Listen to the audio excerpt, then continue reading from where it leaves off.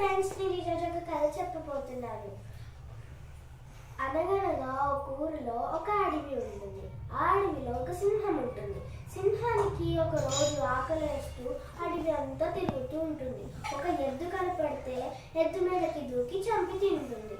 తినేటప్పుడు మధ్యలో ఒక ఎముక గొంతులో గుచ్చుకుంటుంది. తనకి చాలా నొప్పి వేసి అరుస్తూ అటు పిలిచి ఇటు పిలిచి చాలా ప్రయత్నాలు చేస్తుంది. తను ఎవ్వరూ తనని చూసి రాలేకపోతారు.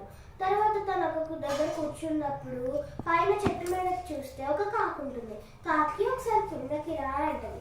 సరే అని కాకి కిందకి వచ్చినప్పుడు నా నోట్లో ఉన్న ఎముకను తీసేస్తావా, నేను చాలా మాంసం ఇస్తాను అంటది. కాకి ఆలోచనలో పడుతుంది. అప్పుడు ఎలాగో నాకు మాంసం దొరకడం చాలా కష్టం కదా, సింహం ఇస్తానంటుంది కదా, తనకి సహాయం చేద్దాం అనుకుంటుంది. అప్పుడు సింహంలో ఉన్న నోటిలో నుంచి బొమ్మకను తీసి పక్కన పడేస్తుంది. అప్పుడు సింహానికి నొప్పి తొలగిపోయినప్పుడు కాకి అడుగుతుంది, ఇప్పుడు నా మాంసం ఎక్కడుంది, ఇస్తావా అని అడుగుతుంది. సింహం దగ్గర మాంసం లేదు. అప్పుడు సింహం అంటుంది, నువ్వు నా నోటి వరకు వచ్చినా నేను నిన్ను చంపలేదు కదా, అదే నేను చేసిన నీకు పెద్ద సహాయం, వెళ్ళిపో వెళ్ళిపో ఉంటుంది. అప్పుడు కాకి ఏం చేసుకోలేక కసురుకుంటూ చెట్టు మీదకి వెళ్ళిపోతుంది.